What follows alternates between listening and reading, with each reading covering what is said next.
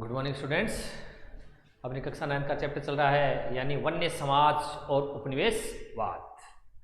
इसी में यानी हमने जो पीछे की जो क्लासें हुई उसमें हमने देखा कि किस प्रकार से नए नए कानून बनने से यानी जो आदिवासी लोग हैं उनके जीवन में किस प्रकार से बदलाव आता है। यानी आदिवासियों की तो आजीविका का प्रमुख साधन ही यानी वन पर ही आधारित है और उन वनों पर पूरा प्रतिबंध और उनको वनों को पूरी तरह से अपनी गिरफ्त में किसने कर लिया था, यानी अंग्रेजों ने। तो अब देखो ये वन विद्रोह यानी वन विद्रोह कौन करता है? ये वन विद्रोह वही करते हैं यानी जिनका आजीविका वनों पर ही निर्भर है। ठीक है, तो आदिवासी लोग क्या है, इन अंग्रेजों के खिलाफ क्या करते हैं? वन विद्रोह करते हैं। हिंदुस्तान और दुनिया भर में वन्य समुदायों ने अपने ऊपर थोपे गए बदलावों के खिलाफ बगावत की, क्योंकि उनके ऊपर नए नए नियम लगा दिए। आप कुछ भी नहीं, वो जंगल से न लकड़ी काट सकते हो न शिकार कर सकते हो। अब उनका जीवन कैसे यानी कटेगा? इसलिए हिंदुस्तान और दुनिया भर के जो वन्य समुदाय, यहाँ पर वन में रहने वाले जो समुदाय उनको बोला गया है, और वन में अधिकतर यानी आदिवासी ही लोग ही रहते हैं, अपने ऊपर थोपे गए बदलावों के खिलाफ बगावत की। संथाल परगना में सिद्धू और कानू, छोटा नागपुर में बिरसा मुंडा और आंध्र प्रदेश में अल्लूरी सीताराम राजू को लोकगीतों और कथाओं में अंग्रेजों के खिलाफ उभरे आंदोलन के नायक के रूप में आज भी याद किया जाता है। यानी कहने का मतलब कि संथाल परगना में सिद्धू और कानू ने विरोध किया था। ठीक है, अंग्रेजों से लोहा लिया था।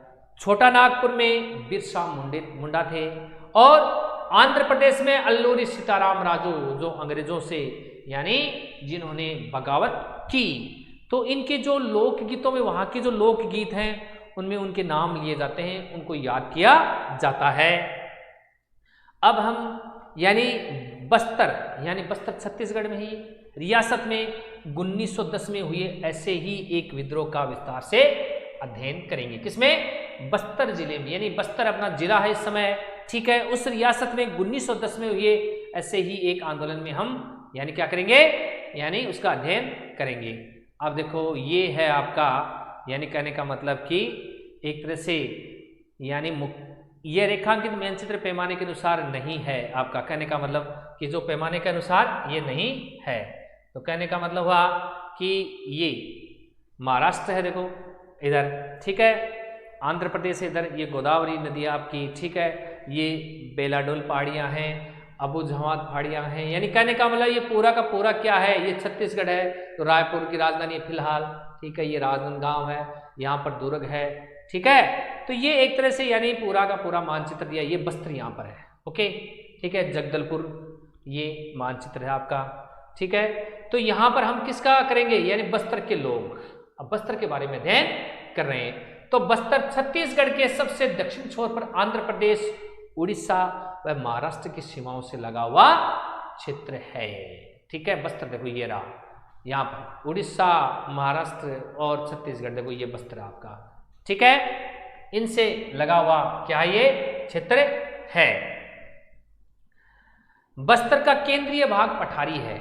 केंद्रीय भाग क्या है? पठारी है। इस पठार के उत्तर में छत्तीसगढ़ का मैदान, उत्तर में तो क्या है? छत्तीसगढ़ का मैदान, और दक्षिण में गोदावरी का मैदान। दक्षिण में क्या है? गोदावरी का मैदान है।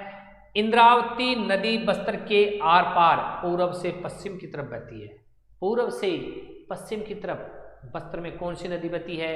इंद्रावती। ठीक है, बस्तर में मरिया और मुरिया, गोंड, धुरवा, भत्रा, हलबा आदि अनेक आदिवासी समुदाय रहते हैं। बस्तर में रहने वाले आदिवासी समुदायों के नाम यानी कौन कौन से हैं? मरिया और मुरिया, ध्यान देना, मरिया और मुरिया गोंड, धुरवा, भत्रा, हलबा आदि अनेक आदिवासी समुदाय रहते हैं। अलग अलग जबानों बोलने वाले, जबान का मतलब अलग अलग बोली बोलने वाले, वाणी के बावजूद इनके रीति रिवाज और विश्वास एक जैसे थे। अलग अलग रीति रिवाज है और अलग अलग इनकी यानी बोली है, लेकिन फिर भी ये एक जैसे थे। बस्तर के लोग मानते हैं कि हर एक गांव को उसकी जमीन धरती माँ से मिली है। किससे मिली है?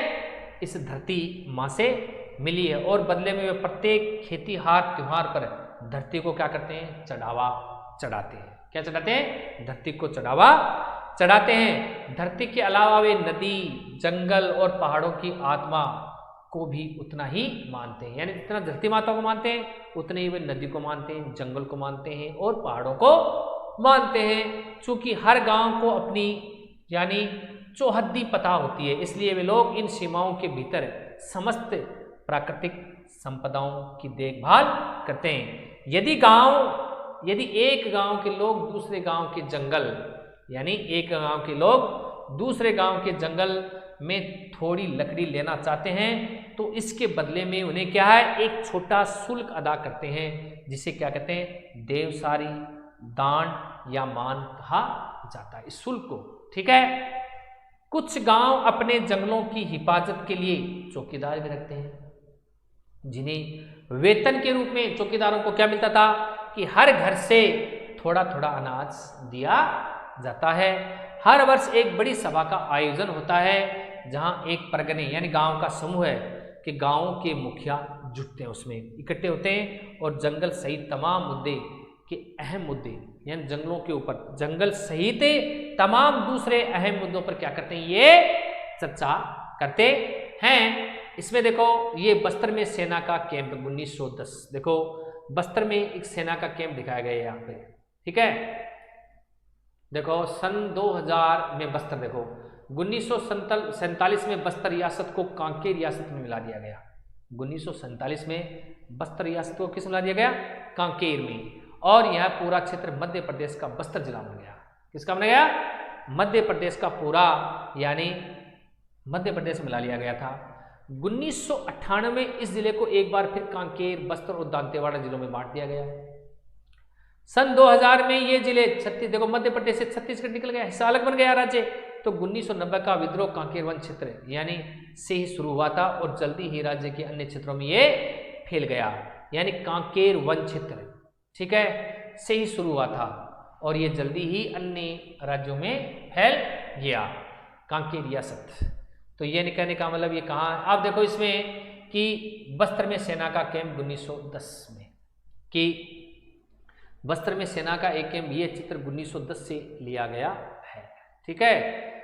सेना तंबुओं, बावर्चियों और सिपाहियों के साथ चलती थी। यहाँ एक सिपाही विद्रोह से सुरक्षा के लिए कैंप की पहरेदारी करा, यानी भी विद्रोही कब न जाने कोई विद्रोह कर दे, समझ गए। तो विद्रोह की सुरक्षा के लिए देखो एक सिपाही विद्रोह से सुरक्षा के लिए कैंप की क्या कर रहा है? चौकीदारी कर रहा है, यहाँ पे कर रहा है। अब देखो अगर बात करते हैं आगे नेक्स्ट, तो कहने का मतलब कि हम ये पढ़ रहे थे कि थोड़ा सा भी अगर उनको जरूरत पड़ती लकड़ी की तो वो दूसरे गांव से लकड़ी लाते थे, यानी तो उनको उसके बदले यानी छोटा सा शुल्क अदा करते थे, जिसे वो देवसारी या दांड या मान कहते थे। अब एक यानी बड़ी सभा होती थी हर वर्ष, उस सभा का आयोजन से परगने में यानी गांव के मुखिया जुड़ते थे। इसमें कौन जुड़ते थे? गांव के मुखिया इकट्ठे होते थे और वो सब क्या करते थे? इन अहम मुद्दों पर, वनों सहित और तमाम जो अहम मुद्दे हैं उन पर क्या करते थे? चर्चा करते थे। अब लोगों में भय देखो, औपनिवेशिक सरकार ने 1905 में जंगल के 2/3 हिस्से को आरक्षित करने, 1905 में, 1905 की डेट एक और प्रसिद्ध है, बंगाल का विभाजन भी हुआ था, भंग किया था अंग्रेजों ने। ठीक है। औपनिवेशिक सरकार ने 1905 में जब जंगल के 2/3 हिस्से को क्या कर दिया गया? आरक्षित कर दिया। गोमंतु खेती पर रोक लगा दी, शिकार व वन्य उत्पादों के संग्रह पर पाबंदी लगाने जैसे प्रस्ताव रखे, तो बस्तर के लोग बहुत परेशान हो गए, यानी उनकी आजीविका पर यह संकट खड़ा हो गया। कुछ गांवों को आरक्षित वनों में इस शर्त पर रहने दिया कि वे वन विभाग के लिए पेड़ों की कटाई और ढुलाई का काम मुफ्त में करेंगे, क्योंकि जो आरक्षित क्षेत्र में आ गए ना कई गांव, उनके किनके, जो इन बस्तर के लोगों के, इन आदिवासी लोगों के, तो उनको उनमें उस इलाके में रहने के लिए इसलिए दिया गया कि आप क्या करोगे कि पेड़ों की कटाई और ढुलाई का काम मुफ्त करेंगे और जंगल को आग से बचाए रखेंगे। बाद में इन्हीं गांवों को वन ग्राम कहा जाने लगा, यानी वनों के बीच में जो गांव आ गए उनको वन ग्राम कहा जाने लगा। बाकी गांवों के लोग बगैर किसी सूचना या मुआवजे से हटा दिए गए।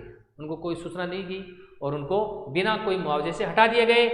काफी समय से गांव वाले जमीन के जो बढ़े हुए लगान और जो औपनिवेशिक जो अफसरों के हाथों बेगार और चीजों की निरंतर मांग से क्या थे, त्रस्त थे, परेशान थे।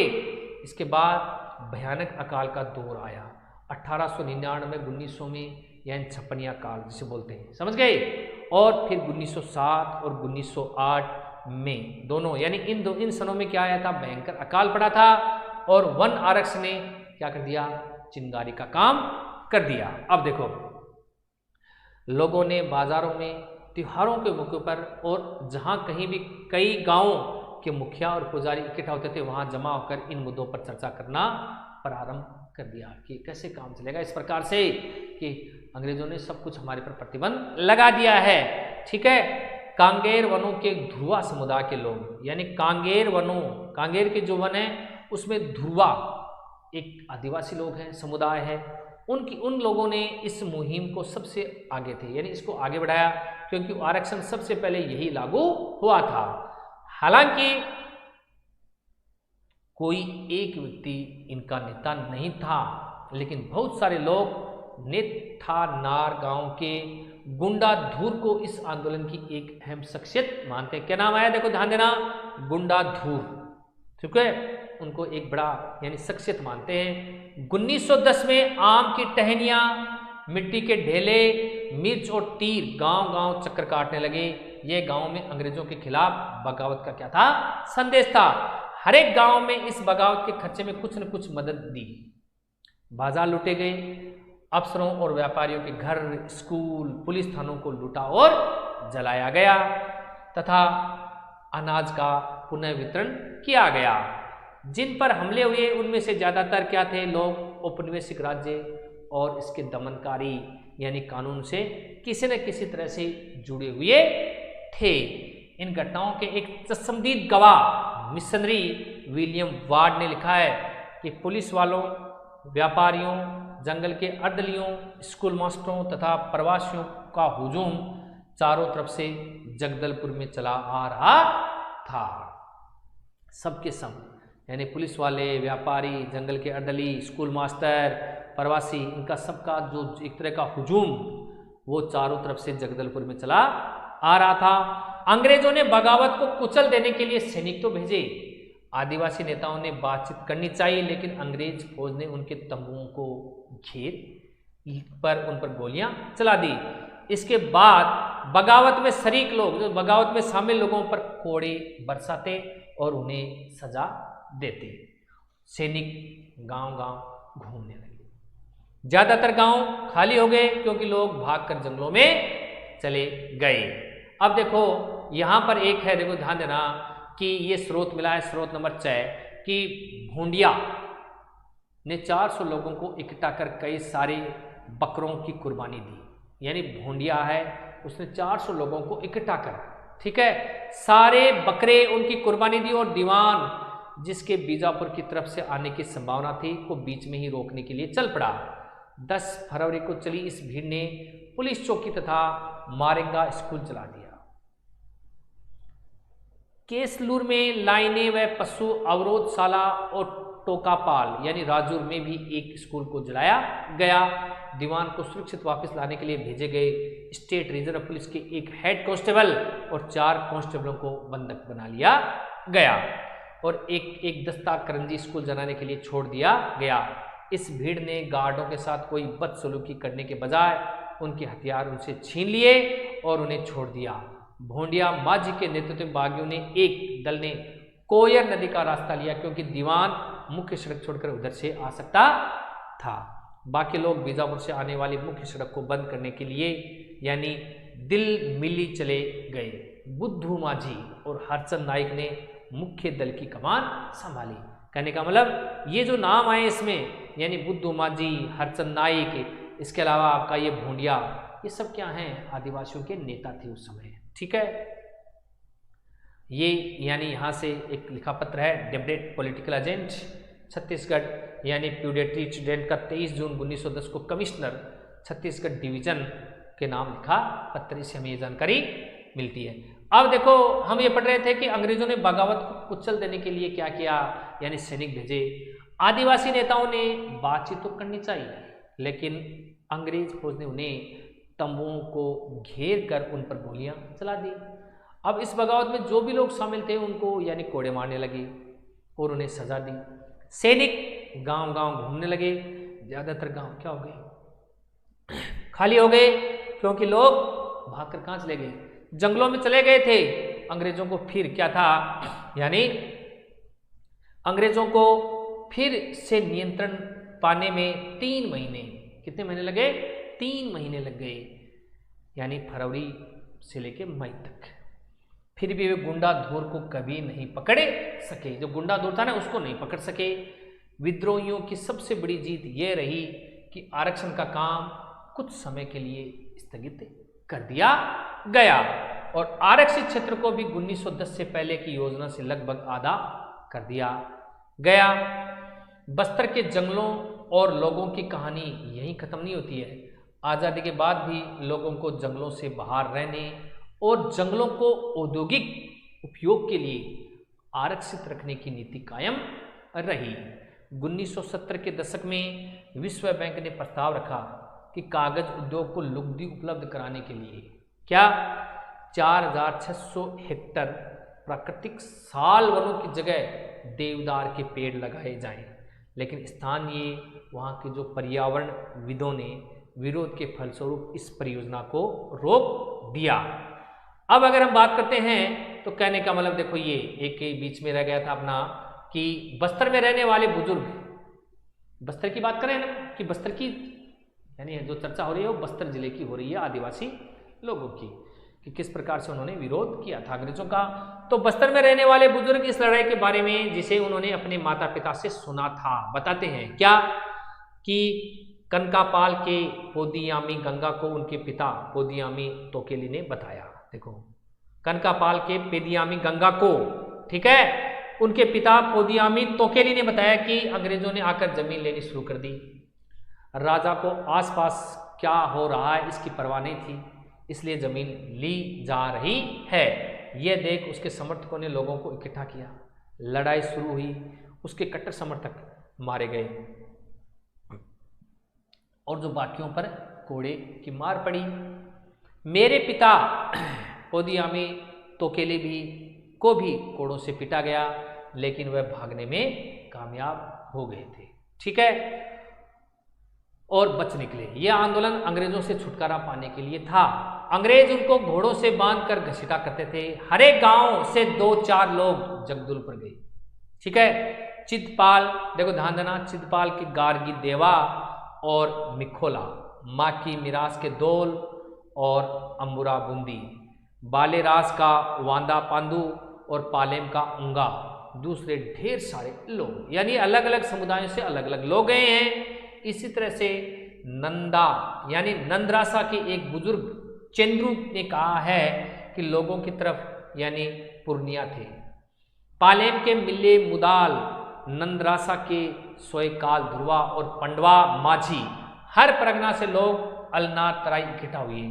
एक झटके में पलटन में सबको घेर लिया। गुंडा दूर उड़ सकते थे इसलिए उड़ निकले, लेकिन तीर कमान वाले अब क्या करें। रात में लड़ाई होने लगी। लोग झाड़ियों में छिपकर पेट के बल भागे। फौज की पलटन भी भागी। जो लोग जिंदा बचे किसी तरह अपने गांव घर पहुंचे। अब कहने का मतलब कि ये जो गुंडा धूर था उसको यानी अंग्रेज नहीं पकड़ सके। विद्रोह की सबसे बड़ी जीत यही रही कि आरक्षण काम कुछ समय के लिए क्या कर दिया गया, स्थगित कर दिया गया। आरक्षण का मतलब है कि वनों को आरक्षित करना, समझ गए, उनका कुछ समय के लिए उसको क्या कर दिया गया, स्थगित कर दिया गया। अब बस्तर के जंगलों और लोगों की कहानी तो यहीं खत्म नहीं होती है, क्योंकि आज़ादी तक चलती रही। क्योंकि 1970 के दशक में विश्व बैंक ने प्रस्ताव रखा कि कागज उद्योग के लिए लुगदी बनाने के लिए साल के वृक्ष से, यानी देखा ना कि 4600 हेक्टर प्राकृतिक साल के वनों की जगह क्या लगाया जाए, देवदार। कौन से वृक्ष से, देवदार के पेड़, जिनसे कागज बनाया जाता है, ठीक है, लुगदी। लेकिन वहाँ के जो पर्यावरणविदों ने इसका विरोध किया। तो ये था अपना भारत का एक बस्तर जिले के आदिवासी लोगों की कहानी, जो अंग्रेजों से उन्होंने मुकाबला किया और वन में विद्रोह किए। अब हम एशिया के एक और हिस्से यानी इंडोनेशिया की तरफ चलें, जरा देखें कि इस वक्त वहां क्या कुछ हो रहा था। तो अब देखो, जावा, इंडोनेशिया में जावा है, वहां के जंगलों में हुए बदलाव। इंडोनेशिया के जावा में हुए यानी बदलाव, वहां पर क्या हो रहा था। देखिए कि जावा को आजकल इंडोनेशिया के चावल उत्पादक द्वीप के रूप में जाना जाता है। किसके रूप में? चावल उत्पादक के रूप में। किसको? इंडोनेशिया का जो जावा क्षेत्र है यानी द्वीप है, ये समझ गए। इंडोनेशिया क्या है? चारों ओर पानी से घिरा हुआ द्वीप किसे कहते हैं? यानी जो आकृति चारों ओर से जल से घिरी हुई जो आकृति होती है उसे हम द्वीप कहते हैं। तो जावा को आजकल इंडोनेशिया के चावल उत्पादक द्वीप के रूप में जाना जाता है। लेकिन एक जमाने में यह क्षेत्र क्या था? अधिकांशतः वनों से पूरा घिरा हुआ था, वनाच्छादित था। इंडोनेशिया एक डच उपनिवेश था। यहां पर किसका शासन था? डच का मतलब नीदरलैंड, हॉलैंड वासियों का, यानी हॉलैंड का शासन था। यह भी एक यूरोपीय देश है। जिस प्रकार से भारत किसका उपनिवेश था? अंग्रेजों का। तो यहां पर किसका? डच उपनिवेश था। और जैसा कि हम देखेंगे कि भारत व इंडोनेशिया के वन कानूनों में कई समानताएं भी थी। ठीक है, इंडोनेशिया में जावा ही यानी वह है क्षेत्र जहां डचों ने वन प्रबंधन की शुरुआत की थी।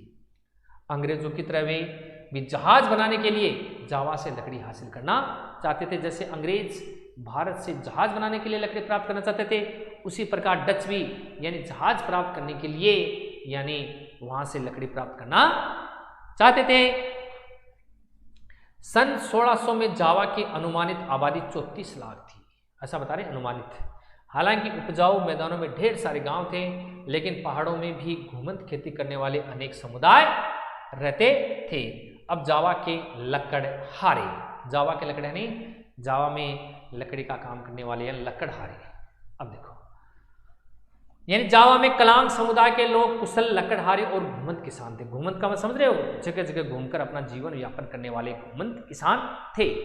ठीक है, उसका महत्व इस बात से आंका जा सकता है कि सन 1755 में जब जावा की माताराम रियासत बटी तो यहाँ के 6000 कलांग परिवारों को भी दोनों राज्यों में बराबर बराबर बांट दिया गया।